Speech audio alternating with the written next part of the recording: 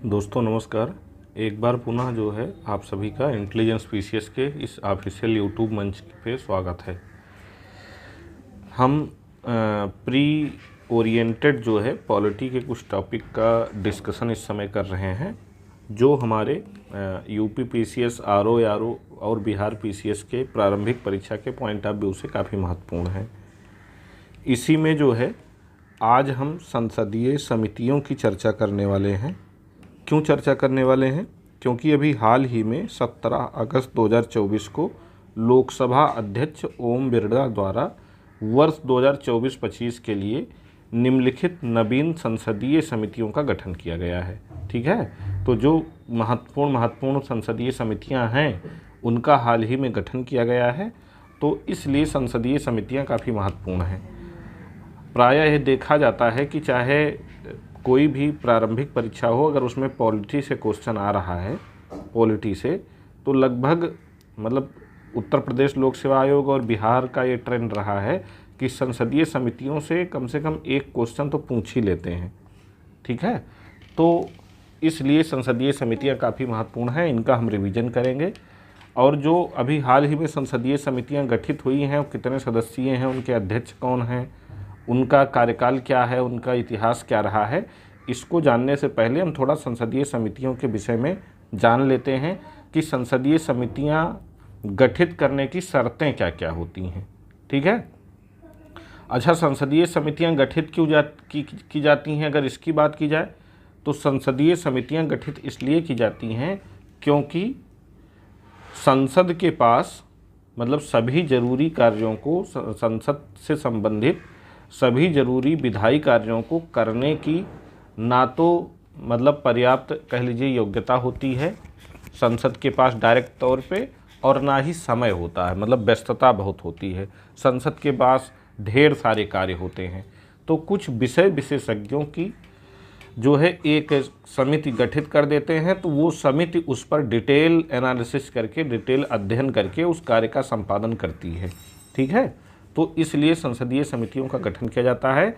आमतौर पे संसदीय समितियां लोकसभा अध्यक्ष द्वारा या लोकसभा सदस्य द्वारा ही गठित की जाती हैं। लोकसभा अध्यक्ष अथवा सदस्यों द्वारा ही गठित की जाती हैं। ठीक है, सामान्य तौर पर। तो यहाँ हमने शर्तें लिख ली हैं। तो पहली शर्त क्या है कि सदन द्वारा नियुक्त अथवा ये निर्वाचित होती हैं संसदीय समितियाँ, अथवा जिसे लोकसभा अध्यक्ष नियुक्त अथवा नामित करते हैं। पहली शर्त तो यही है कि सदन द्वारा ये नियुक्त अथवा निर्वाचित होंगी, अथवा जिसे लोकसभा अध्यक्ष नियुक्त अथवा नामित करेंगे, यानी नियुक्त भी कर सकते हैं और नामित भी कर सकते हैं। दूसरी शर्त इसकी क्या है कि लोकसभा अध्यक्ष अथवा सभापति के निर्देशानुसार ये कार्य करती हैं। ठीक है, लोकसभा के अध्यक्ष या सभापति के निर्देशानुसार ही ये संसदीय समितियां कार्य करेंगी। तीसरी शर्त ये है कि अपनी रिपोर्ट सदन को अथवा लोकसभा अध्यक्ष या सभापति को सौंपती हैं, यानी अपनी रिपोर्ट सदन को यानी लोकसभा को या जो है लोकसभा अध्यक्ष या सभापति को देंगी। और चौथी शर्त यह है कि जिसका एक सचिवालय होता है, जिसकी व्यवस्था लोकसभा अथवा राज्यसभा सचिवालय करता है। जितनी संसदीय समितियां होती हैं उनका अपना एक सचिवालय होता है, और उस सचिवालय की व्यवस्था चाहे लोकसभा करेगी, लोकसभा सचिवालय करेगा या राज्यसभा सचिवालय करेगा।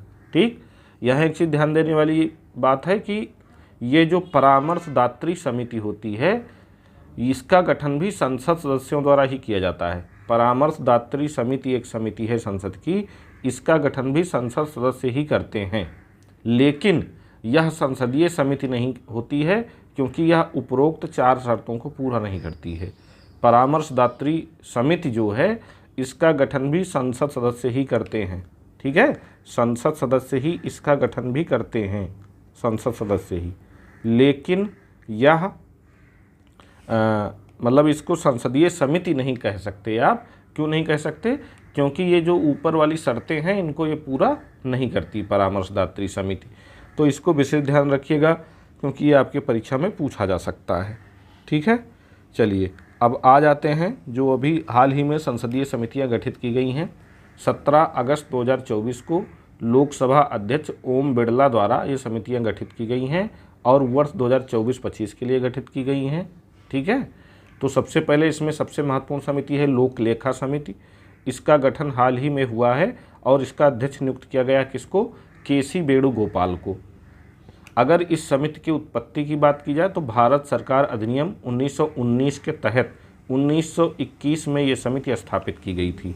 तो ये कह लीजिए कि सभी समितियों में सबसे ज़्यादा महत्वपूर्ण है, 1921 में स्थापित की गई थी 1919 के अधिनियम के तहत। इसकी सदस्य संख्या बहुत बार पूछी गई है परीक्षा में। अगर प्रीवियस ईयर का पेपर पॉलिटी का आप उठा लेंगे तो आप देखेंगे बहुत बार पूछा गया है। तो इसके कुल 22 सदस्य होते हैं, 15 सदस्य लोकसभा से होते हैं और 7 सदस्य इसमें राज्यसभा से होते हैं। सार्वजनिक व्यय क्या ये जांच करती है, कैग की रिपोर्टों की छानबीन करती है, सार्वजनिक धन का कुशल उपयोग सुनिश्चित करती है समिति। ठीक है। दूसरी समिति हमारी जो होती है इसको हम प्राक्कलन समिति बोलते हैं और इसका अध्यक्ष हाल ही में नियुक्त किया गया संजय जायसवाल को। ठीक। 1921 से चली आ रही परंपरा, यानी 1921 में ही पहली बार ये भी गठित हुई थी। ठीक। 1950 में इसका पुनर्गठन किया गया है। तो ये भी काफ़ी महत्वपूर्ण है, ये ध्यान देने योग्य है कि 1921 में ही ये गठित हुई थी, लेकिन इसका पुनर्गठन 1950 में किया गया। ठीक। जॉन मथाई द्वारा ये समिति अनुशंसित की गई थी। किसके द्वारा? जॉन मथाई द्वारा। तो ये एक काफ़ी महत्वपूर्ण समिति है। ये क्या है? 30 सदस्यीय समिति होती है। सभी सदस्य इसके लोकसभा के होते हैं, मंत्री सदस्य नहीं हो सकते। यहाँ एक काफ़ी महत्वपूर्ण बात है ध्यान देने वाली कि मंत्री जिनको कैबिनेट में या सरकार में जो लोग मंत्री हैं वो प्राक्कलन समिति के सदस्य नहीं होते। ठीक है। सरकार के मंत्री सदस्य नहीं हो सकते इसके। ठीक। तो ये ध्यान रखना है। बजट अनुमानों की ये जांच करता है, आर्थिक दक्षताओं का ये सुझाव देती है तथा वैकल्पिक नीतियों की भी सिफारिश करती है। इसका मुख्य कार्य है। प्राक्कलन समिति संजय जायसवाल हाल ही में इसके नवनियुक्त अध्यक्ष बनी है। 1921 से ये चली आ रही है। ठीक है। यानी गठित हुई थी पहली बार 1921 में। 1950 में पुनर्गठित इसको किया गया है। कुल इसमें 30 सदस्य होते हैं। लोकसभा मंत्री जो है लोकसभा के सभी सदस्य इसको जो होते हैं वो लोकसभा से ही होते हैं। ठीक। और जो सरकार के मंत्री हैं वो इसमें सदस्य नहीं बनते हैं। ठीक। अगली है सार्वजनिक उपक्रमों वाली समिति। ठीक है। सार्वजनिक उपक्रमों पर एक समिति बनती है। इसका अध्यक्ष अभी हाल ही में बनाया गया बैजंत पांडा को। कृष्ण मेनन समिति के आधार पर 1964 में स्थापित की गई थी ये समिति। ठीक है। कृष्ण मेनन समिति ने सुझाव दिया था कि सार्वजनिक उपक्रमों पर एक समिति बनाई जाए, तो उन्हीं के सुझावों के आधार पर 1964 में स्थापित की गई थी। इसमें कुल 22 सदस्य इसमें भी होते हैं, 15 लोकसभा से, 7 राज्यसभा से। लोक लेखा समिति में भी 22 सदस्य होते हैं, लेकिन लोक लेखा समिति गठित की गई थी 1921 में। 15+7 वहाँ भी है, 15+7 यहाँ भी है। उसका कार्य है सार्वजनिक व्यय की जांच करना, कैग रिपोर्टों की छानबीन करना। और सार्वजनिक उपक्रम समिति का कार्य है सार्वजनिक क्षेत्र के उपक्रमों के खातों, रिपोर्टों की जांच करना तथा परिचालन में हस्तक्षेप किए बिना सिफारिश करना। ठीक है। अन्य पिछड़े वर्गों के कल्याण पर एक समिति गठित की गई है। गणेश सिंह इसके सदस्य बने हैं। इस समिति का गठन जून 2012 में पहली बार किया गया था। अन्य पिछड़े वर्गों पर कल्याण समिति। ठीक है। इसमें भी 30 सदस्य होते हैं, जिसमें 20 लोकसभा से, 10 राज्यसभा से। 30 सदस्य प्राक्कलन समिति में भी होते हैं, लेकिन सभी लोकसभा से होते हैं। सरकार के मंत्री उसमें शामिल नहीं हो सकते। लेकिन पिछड़े वर्गों के कल्याण पर जो समिति है इसका गठन जून 2012 में किया गया है। 30 सदस्य इसमें भी होते हैं, लेकिन इसमें 20 लोकसभा से, 10 राज्यसभा से, जबकि प्राक्कलन समिति के सभी सदस्य लोकसभा से ही होंगे। ठीक। ओबीसी के कल्याण के लिए जो है नीतियों के कार्यान्वयन पर ध्यान केंद्रित करना, आरक्षण का मूल्यांकन करना, सुधार का सुझाव देना उसका मुख्य कार्य होता है। ठीक। एक और समिति गठित की गई है अनुसूचित जातियों और अनुसूचित जनजातियों के कल्याण पर समिति। वेरी इंपॉर्टेंट ये भी है। फग्गन सिंह कुलस्ते इसके अध्यक्ष बने हाल ही में। फग्गन सिंह कुलस्ते SC/ST समिति के जो है SC/ST संसदीय समिति के अध्यक्ष बने हैं। इसकी स्थापना हुई थी 1968 में। इसमें भी 30 सदस्य होते हैं, 20 लोकसभा से होते हैं, 10 राज्यसभा से, यानी 30 सदस्य ओबीसी समिति में भी होते हैं, 30 सदस्य एससी एसटी समिति में भी होते हैं। ऐसे इसको याद कर सकते हैं। 20-10 का फार्मूला वहाँ भी लगता है लोकसभा राज्यसभा वाला, और 20-10 का फार्मूला यहाँ भी लगता है। ये ओबीसी के कार्यान्वयन की जांच करती है, और ये क्या करती है, अनुसूचित जातियों अनुसूचित जनजातियों के लिए सुरक्षा उपायों के कार्यान्वयन को सुनिश्चित करना, कल्याणकारी कार्यक्रमों की समीक्षा करना और संवर्धन करना इसका मुख्य कार्य होता है। ठीक है, तो ये कुछ संसदीय समितियां हैं जिनका हाल ही में गठन किया गया है लोकसभा अध्यक्ष ओम बिरला द्वारा, ठीक है, वर्ष 2024-25 के लिए। और ये हमारे एग्जाम के पॉइंट ऑफ व्यू से काफ़ी महत्वपूर्ण है, इसलिए इनकी चर्चा यहाँ पे की गई। एक क्वेश्चन कम से कम यहाँ पे देखने को आपको मिल जाता है मुख्य संसदीय समितियों से, तो इसलिए जो है इनकी बात यहाँ पे की गई है। कुछ और संसदीय समितियाँ हैं, एक वीडियो में हम उनकी भी चर्चा कर लेंगे, लेकिन ये सबसे प्रमुख संसदीय समितियाँ हैं जिनसे एक क्वेश्चन तो परीक्षा में आता ही आता है, इसलिए इनको आपको जानना चाहिए।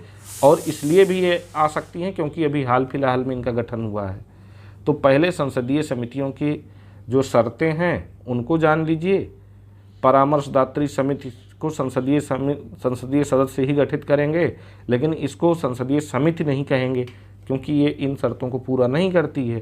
ठीक, और उसके बाद फिर हाल फिलहाल में लोक लेखा समिति का गठन हुआ, केसी वेणुगोपाल अध्यक्ष बने। प्राक्कलन समिति का गठन हुआ, संजय अग्रवाल अध्यक्ष बने।